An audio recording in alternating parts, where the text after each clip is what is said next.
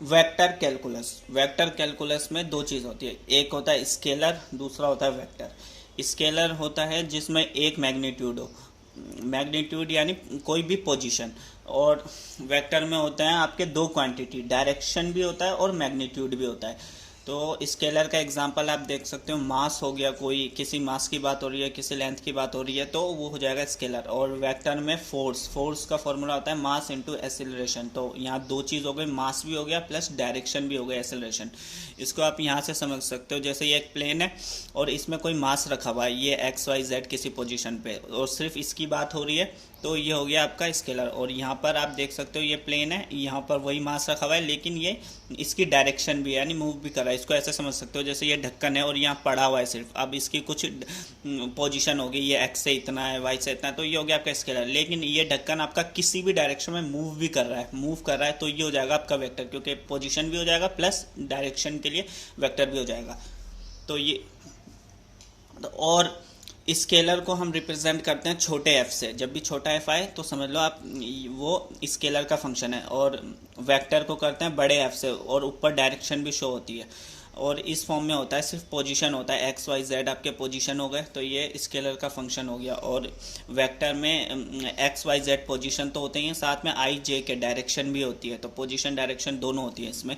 तो ये हो जाती है वेक्टर की फंक्शन। तो ये आपके बेसिक हो गए। अब देखते हैं सबसे पहला टॉपिक, नॉर्मल यूनिट वेक्टर। तो नॉर्मल क्या होता है? नॉर्मल होता है आपका किसी भी सरफेस से कोई भी परपेंडिकुलर, वो होता है आपका नॉर्मल। जैसे आपकी ये कॉपी सरफेस हो गई और ये आपका पेन उसके परपेंडिकुलर हो गया, तो ये हो गया आपका नॉर्मल। और समझ सकते हो किसी फर्श के ऊपर कोई पिलर गड़ा हुआ होता है, तो वो पिलर होता है नॉर्मल। और यूनिट वेक्टर, यूनिट वेक्टर होता है डायरेक्शन, यानी उस नॉर्मल की क्या डायरेक्शन है। जैसे ये आपका ये प्लेन हो गया, ये नॉर्मल हो गया, अब इसकी क्या डायरेक्शन है, ऐसे ऐसे ऐसे कहीं भी डायरेक्शन हो, या फिर पिलर की क्या क्या डायरेक्शन है, जैसे ब्रिज में पिलर किसी भी डायरेक्शन पे हो सकता है। तो इस ये नॉर्मल यूनिट वेक्टर का यही मतलब होता है, नॉर्मल यानी आपका परपेंडिकुलर, या फिर आप समझने के लिए आप पिलर मान सकते हो सरफेस के ऊपर, और उसकी यूनिट वेक्टर, यूनिट वेक्टर मतलब डायरेक्शन, वो किस डायरेक्शन में, ये चीज़ होती है आपकी नॉर्मल यूनिट वेक्टर। तो अब इसको निकालते कैसे हैं, उसके लिए सबसे पहले हमको डेल देखना पड़ता है। ये उल्टे ट्रायंगल को डेल बोलते हैं। ये डेल इस फॉर्म में लिखा जाता है, i del by del x plus j del by del y plus k del by del z. इसको याद करना ज़रूरी है कि आई कैप ये डायरेक्शन वेक्टर होगा और ये पार्शियल डिफरेंशियल होगा, ये इसका डेल, जहाँ भी डेल आएगा उसको इस फॉर्म में लिख देना है। तो now step number one, step number one normal unit vector को निकालने का। तो सबसे पहले स्टेप नंबर वन में फाइंड ग्रेडियंट, हम ग्रेडियंट फाइंड करते हैं। आपका ग्रेडियंट भी नॉर्मल ही होता है, यानी हम सबसे पहले स्टेप वन होती है नॉर्मल यूनिट वेक्टर में, हमको नॉर्मल निकालना होता है। नॉर्मल क्या होता है आपका? पिलर, पिलर यानी जो सरफेस के परपेंडिकुलर डिस्टेंस में हो वो।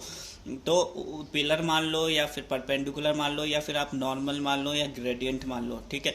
तो ग्रेडियंट के निकालने का फॉर्मूला होता है डेल इंटू एफ, एफ छोटा है यानी फंक्शन स्केलर फंक्शन में है। नॉर्मल यूनिट वेक्टर में हमेशा स्केलर ही फंक्शन होगा आपका, जिसमें डायरेक्शन नहीं होगी फंक्शन में। तो इन दोनों को मल्टीप्लाई कर देते हैं डॉट प्रोडक्ट से। तो ये हो गया आपका, आप डेल को इस फॉर्म में लिख लोगे ऊपर की तरह, डेल को लिख लिया, और फंक्शन आपका जो भी फंक्शन गिवन होगा। अब जब भी फंक्शन हमारा स्केलर होता है तो हम क्या करते हैं, पूरे फंक्शन को उठा के आई जे के कैप से उसका पार्शियल डिफरेंशिएशन कर देते हैं।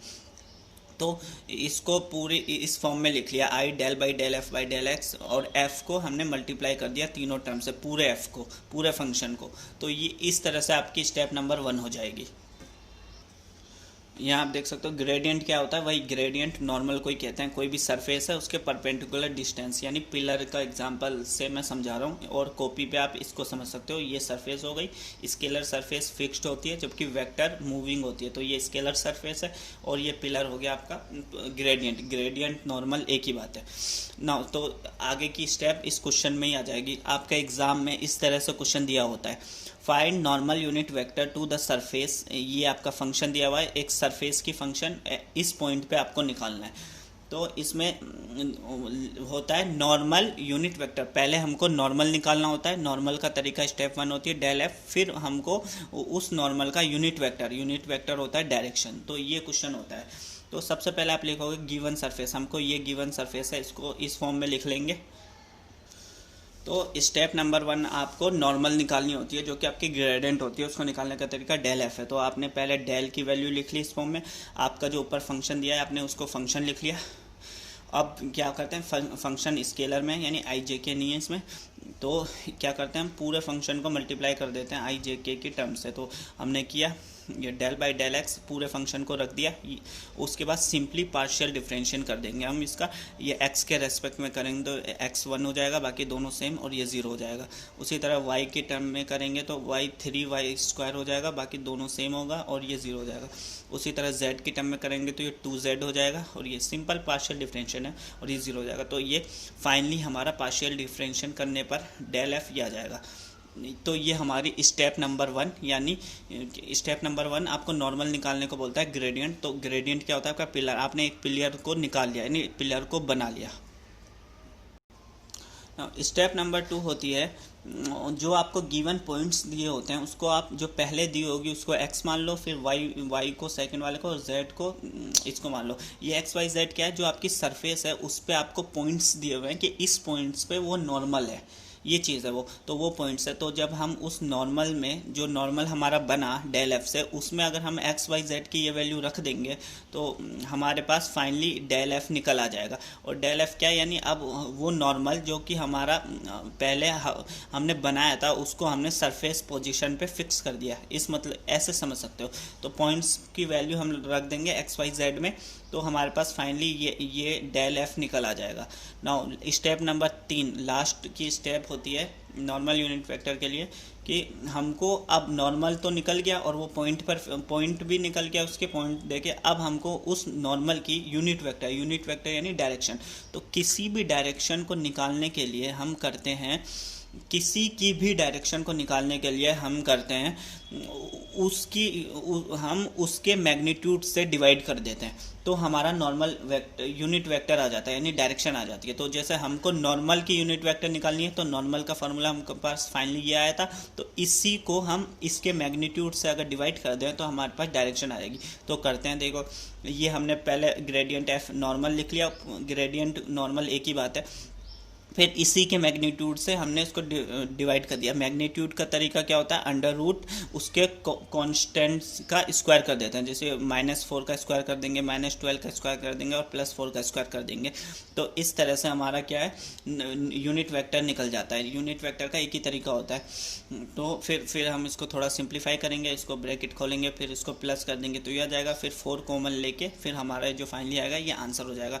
तो आपका नॉर्मल यूनिट वेक्टर 3 स्टेप में होता है। पहला डेल एफ निकालो, फिर पॉइंट रखो, फिर फाइनली जो आएगा उसके मैग्नीट्यूड से डिवाइड कर दो। ये तो था आपका कैलकुलेशन पार्ट, कि आप कैलकुलेशन कैसे करोगे, क्वेश्चन सॉल्व कैसे करोगे। आप थ्योरी में देख लो इसको, कि सबसे पहली चीज़ क्या होती है कि हमारा जो फंक्शन दिया हुआ होता है वो स्केलर में होता है, और स्केलर मतलब होता है कोई फिक्स्ड सरफेस, यानी वो सरफेस फिक्स, जैसे आप इस कॉपी को मान लो, ठीक है, तो ये फिक्स्ड है।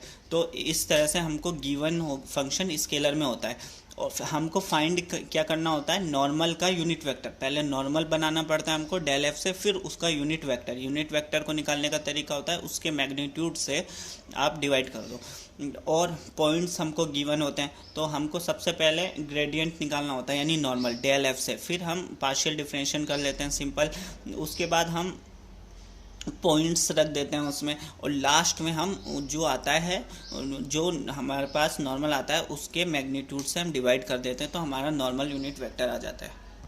इसको आप इमेजिनेशन से भी समझ सकते हो कि क्या रहा है कि हमको नॉर्मल यूनिट वेक्टर में एक सरफेस गिवन होती है, ये क्वेश्चन में गिवन होती है। मान लो ये आपका ये जो प्लेन है या फिर कोई फर्श है, वो आपको सरफेस है, वो आपको गिवन है। आपको पॉइंट्स भी गिवन होते हैं। पॉइंट्स का क्या मतलब होता है, इस सरफेस के ऊपर किसी एक पोजीशन पे हमको नॉर्मल बनाना है। आपको फाइंड क्या करना होता है, आपको नॉर्मल बनाना होता है। नॉर्मल को आप पिलर से समझ लो, आपको एक पिलर बनाना है और आप पिलर बनाते हो डेल एफ से।